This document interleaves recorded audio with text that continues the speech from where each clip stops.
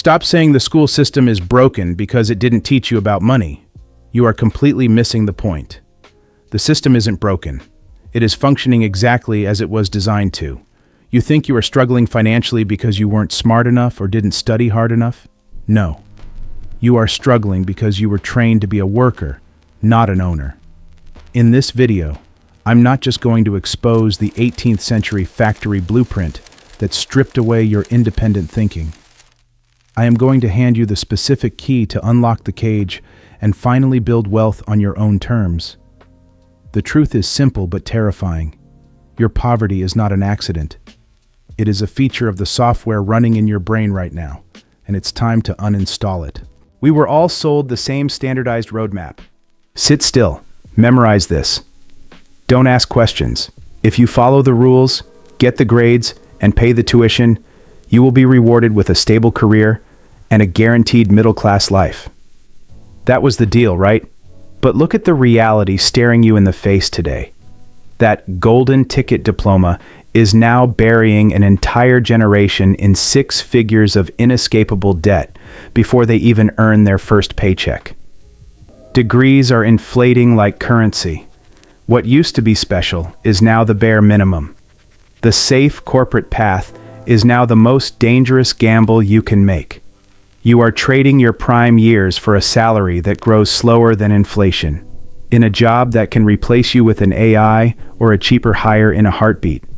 You feel stuck not because you are lazy. You are stuck because you are trying to navigate a 2024 economy with a map from 1970.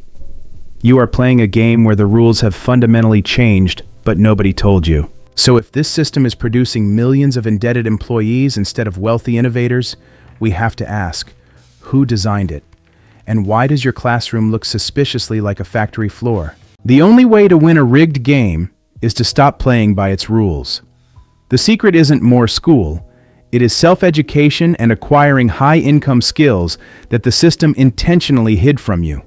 But before you can escape the cage, you need to see the bars. And to do that, we have to travel back in time. You assume the modern school system was built by benevolent leaders who wanted you to be enlightened, creative, and wealthy. That is the lie. The blueprint for your classroom wasn't designed in a library. It was designed in a war room in 18th century Prussia. The King of Prussia didn't need philosophers or entrepreneurs. He needed soldiers, obedient, synchronized soldiers who would march in lockstep and follow orders without hesitation. So they created a compulsory education system designed to strip away independent will and install a follow instructions operating system. And it worked. It worked so well that in the mid-1800s, a man named Horace Mann brought this exact model to the United States. But this time, the goal wasn't just soldiers, it was factory workers. The Industrial Revolution was exploding. The titans of industry needed millions of people who could tolerate boring, repetitive tasks for 12 hours a day without complaining or quitting. Look at your school experience through this lens, and suddenly, the glitches start to look like features. Why do you think school runs on a strict time schedule punctuated by bells? That isn't for learning. That is to condition you for the factory shift whistle. Why are desks arranged in perfect rows? That is the assembly line layout. Why do you have to raise your hand to speak or go to the bathroom? That is conditioning you to ask a superior for permission to exist. Why is collaboration often called cheating? Because on an assembly line, you don't talk to your neighbor. You focus on your isolated task. The system was explicitly engineered to suppress the exact traits needed to be a millionaire today: risk-taking, independent thinking, and breaking established patterns. They graded you on compliance, not creativity. A students are often the best employees because they are the best at following rules. But notice how C students often end up hiring the A students? That's because the C students rejected the programming. But the trap has evolved. In the 1900s, this system at least promised you a factory job that could buy a house. Today, the mechanism is far more sinister. It's no longer just about obedience, it's about profit. The modern university system has morphed into a massive hedge fund. They convince you to take out loans you can't bankrupt your way out of, to buy a product, a degree, that loses value every single year. It is a perfect wealth transfer engine. They get the guaranteed cash. You get the risk. You start your adult life in a financial hole, desperate for any paycheck just to service the interest. And that is exactly where they want you. A desperate worker is an obedient worker. You can't take risks. You can't start a business. And you can't quit your job because you have that dead anchor around your neck. You aren't just a student. You are a profit center. The curriculum doesn't teach you about taxes, assets, or leverage because if it did, the supply of cheap labor would dry up. If everyone understood how money worked, who would sit in the cubicle and make them rich? This is the cold reality. The system isn't malfunctioning. It is delivering exactly what it was designed for, creating a dependent class of employees who trade their time for money until they die. If you continue to follow this 200-year-old map in the digital economy, you are walking off a cliff.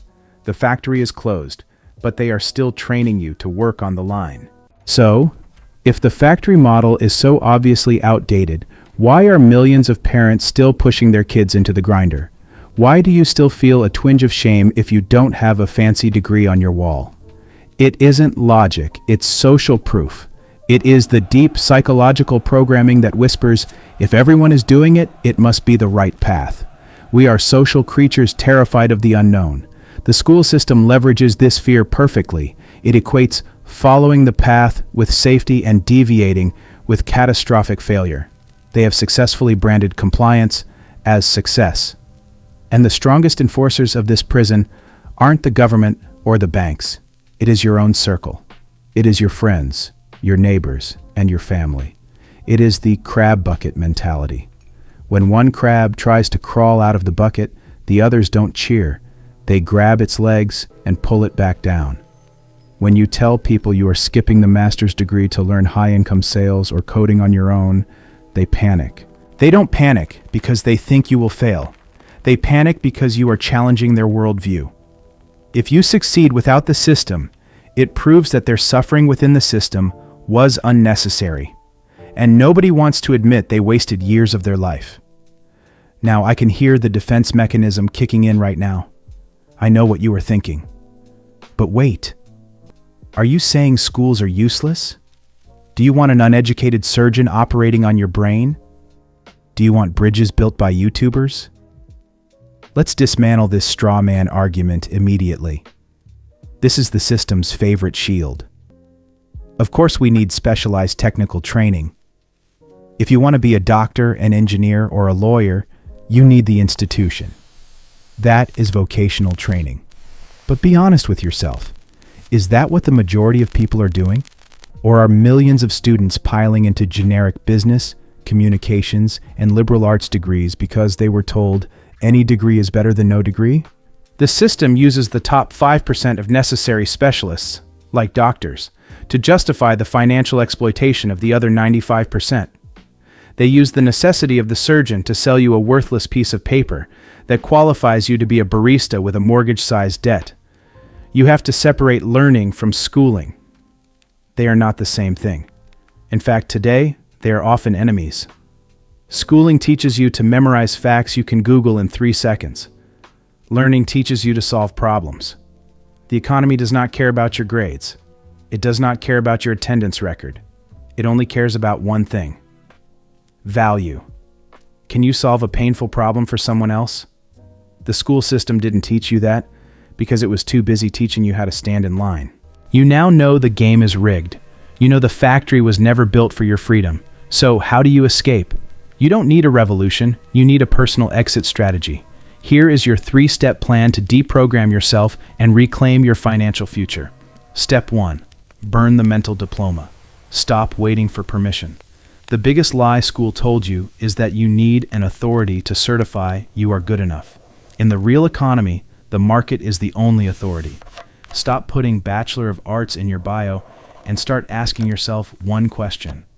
What problem can I solve for someone else right now? If you can't answer that, no degree can save you. Step 2. The high-income skill stack.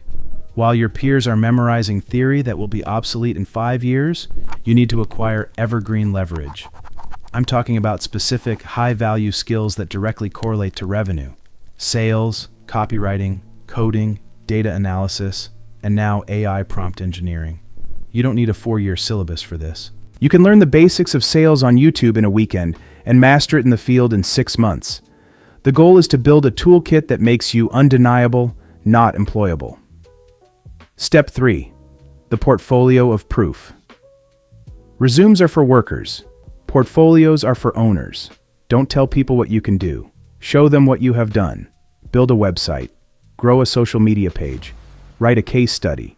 Create a project for free if you have to. In the 0-hour economy, a tangible result is worth more than a Harvard MBA. Proof beats promise every single time.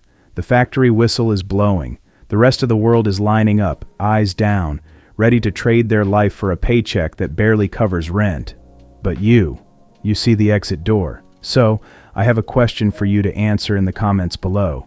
If you could go back to your 18-year-old self, what is the one skill you would tell them to learn instead of going to college? Let's start the real education down there. Class dismissed.